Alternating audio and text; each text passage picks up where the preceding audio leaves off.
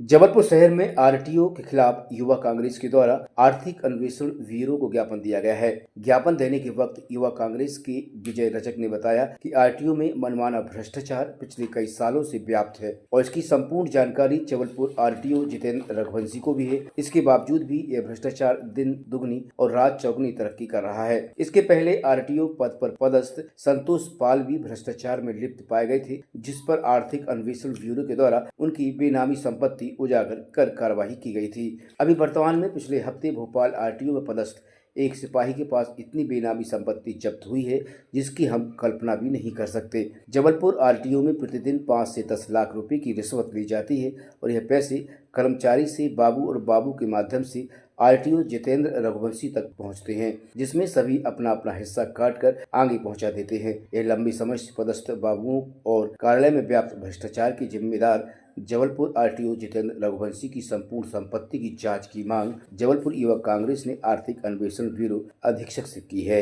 आज जबलपुर युवक कांग्रेस द्वारा हम लोगों ने यहाँ पर ईओडब्ल्यू ऑफिस में जो आर्थिक अपराध प्रकोष्ठ का जबलपुर इकाई है, यहाँ पर हमने यहाँ के पुलिस अधीक्षक महोदय के नाम से ज्ञापन सौंपा है कि जिस तरीके से मध्य प्रदेश के हर सरकारी विभाग में आज की डेट पे भ्रष्टाचार व्याप्त है, लेकिन आरटीओ महोदय के द्वारा जो जबलपुर आरटीओ हैं कि जितेंद्र रघुवंशी जी, उनके संरक्षण में जो आरटीओ में भ्रष्टाचार पनप रहा है वो किसी से छुपा नहीं है।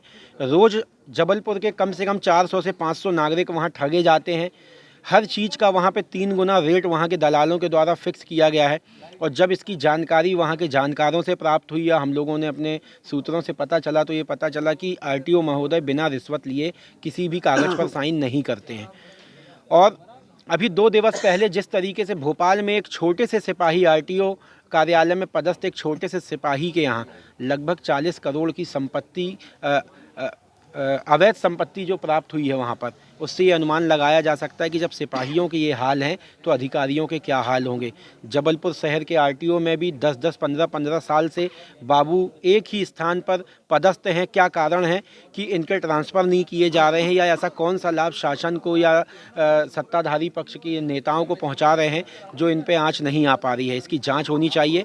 आज यहाँ पर ईओडब्ल्यू कार्यालय में हम लोगों ने ज्ञापन सौंप कर उन सभी बाबुओं के ऊपर और यहाँ पे आरटीओ जो जबलपुर के जितेंद्र रघुवंशी जी हैं, इनकी संपत्ति की जांच करने की मांग की है कि इनकी संपत्ति की जांच की जाए और निश्चय ही इनकी आय से कई गुना अधिक संपत्ति प्राप्त होगी अगर सही जांच इनकी होती है तो। ज्ञापन जबलपुर आरटीओ में व्याप्त कुछ कार्रवाइयों में भ्रष्टाचार से संबंधित है और इस संबंध में कार्रवाई के लिए इन्होंने ज्ञापन दिया है।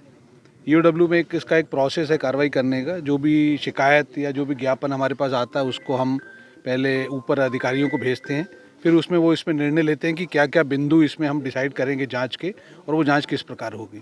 तो इसी को हम आगे इसको फॉरवर्ड करूंगा मैं अपने डीजी सर के पास। अभी हमारे एसपी सर जो कि रिटायर हो गए हैं, जो चार्ज में हैं, वो भोपाल में बैठते हैं, तो उनसे चर्चा करके इसको ऊपर भेज के क्या कार्रवाई इसमें क्या हम बिंदु निर्धारित कर सकते हैं उस पर कार्रवाई की जाएगी।